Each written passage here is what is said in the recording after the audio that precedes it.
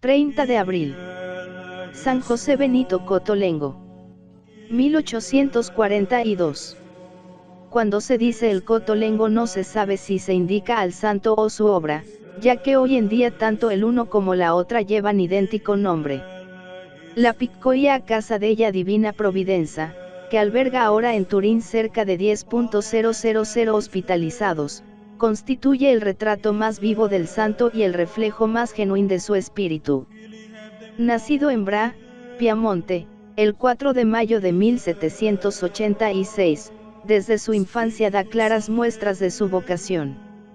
Efectivamente, un día es sorprendido mientras mide una de las habitaciones de su casa.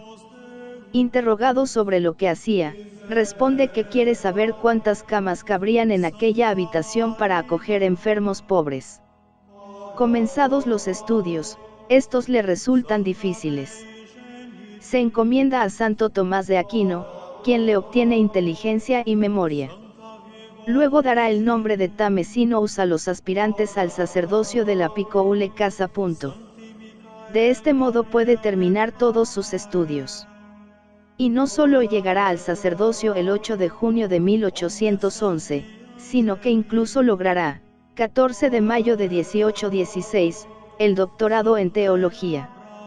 En 1818 es elegido canónigo de la Colegiata del Corpus Domini, de Turín, y en 1827, en una situación dolorosa pero providencial, da inicio a su obra, recoger toda clase de abandonados que no encuentren asilo en otra parte. La característica preponderante de su santidad y de su obra es la confianza absoluta en la divina providencia. Buscad primero el reino de Dios y su justicia, y todo lo demás se os dará por añadidura. En este, como en otros puntos, San José Benito Cotolengo tomó el Evangelio al pie de la letra y lo sometió a la prueba de los hechos. Y estos le dieron abundantemente la razón. Su fe era sencillamente maravillosa. ¿Acaso no estaba escrito en el Evangelio, Amen dico vobis, que aquicum que dixerit hui monti, toyere it imittere in mer, iti non esitaverit in corde estios et crediderit que acuod cum que dixerit fiat, fietei. MC 11:23. Fue tan grande su ejercicio de fe que la convirtió en una certeza absoluta, indiscutible, superior a cualquier otra certeza humana. Solía decir, creo más en la divina providencia que en la existencia de la ciudad de Turín. Consiguientemente, no hay que maravillarse si una fe de tal calibre obtuvo resultados milagrosos. El padre Fontana, oratoriano, solía decir, se encuentra más fe en el canónigo Cotolengo que en toda Turín.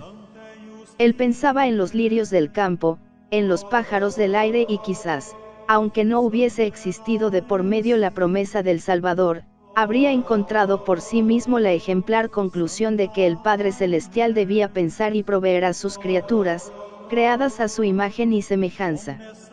Y si pensaba proveer a todas, tanto mayor debía ser su interés hacia las más desgraciadas, que, por serlo, muchas veces no pueden proveer a sí mismas. De ahí provenía esa su certeza absoluta, esa su postura habitual, que, si no hubiera sido estado de fe, hubiera podido interpretarse como un tentar a Dios. Faltaba lo necesario, y él pensaba en dilatar su obra lo más posible. De todos modos, decía, a la providencia le da lo mismo mantener a 500 que a 5.000. La Piccoula Casa es una pirámide al revés que se apoya sobre un único punto, la providencia de Dios. Y en verdad que su modo de proceder era completamente al revés del modo de obrar según la prudencia humana. Cuando les faltaba algo necesario enseguida enviaba a buscar si había alguna cama vacía, y, encontrándola, la señalaba como la causa de que el Señor no les enviara todo lo necesario. Vivimos entre angustias y estrecheces. Demos lo que nos queda para dar vía libre a una mayor providencia. Si no hay camas, aceptaremos enfermos; si no hay pan ni vino, aceptaremos más pobres. Es lógico pensar que, debiendo él mantener un número tan grande de hospitalizados, estuviese preocupado todo el día por ese vital y fundamental problema. Pero no era así. Su fe vivísima le hacía vivir despegado de todo lo terreno, como un peregrino ocupado solo en las cosas del espíritu. No daba ninguna importancia a las cosas temporales, es más, solo pensaba en ellas cuando debía tomar alguna determinación sobre las mismas. Todo ello era la consecuencia natural de su fe ciega en la divina providencia y de la doctrina que él profesaba y enseñaba a este respecto. Estad seguros de que la divina providencia no falta nunca, faltarán las familias, los hombres, pero la providencia no nos faltará. Esto es de fe. Por tanto, si alguna vez faltare algo, ello no puede ser debido sino a nuestra falta de confianza. Es necesario confiar siempre en Dios, y, si Dios responde con su divina providencia a la confianza ordinaria, proveerá extraordinariamente a quien extraordinariamente confíe. He aquí el secreto de los milagros de José Benito Cotolengo. ¿Por qué os angustiáis por el mañana? Si pensáis en el mañana, la providencia no pensará en ello porque ya habéis pensado vosotros.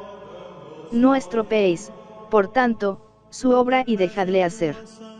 Si en casa hay poco, dad lo poco que tengamos, porque si la divina providencia nos ha de enviar, es necesario que la casa esté vacía, de lo contrario, ¿dónde meteremos todo lo que nos mandará? Esta se llama lógica sobrenatural, incomprensible para los prudentes según el mundo. A estos decía José Benito Cotolengo, que gran injusticia haríais a la divina providencia si dudaseis de ella un solo momento y si, lo que Dios no permita, os quejaseis de ella. Y a los suyos, vosotros os maravilláis y andáis diciendo, oh, oh. Yo os digo que eso no es nada, es solo el principio, y tenemos que extendernos por todas partes porque la divina providencia lo quiere y quienes vivan lo verán. No me preocupa tanto la falta de medios cuanto el temor de que ésta provenga quizá de alguna ofensa hecha al Señor.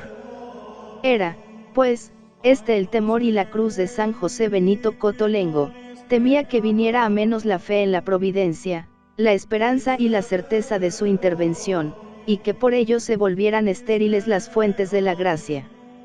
Acostumbraba repetir, quedad tranquilos y no tengáis miedo. Todos nosotros somos hijos de un buen Padre que piensa más en nosotros que nosotros en Él.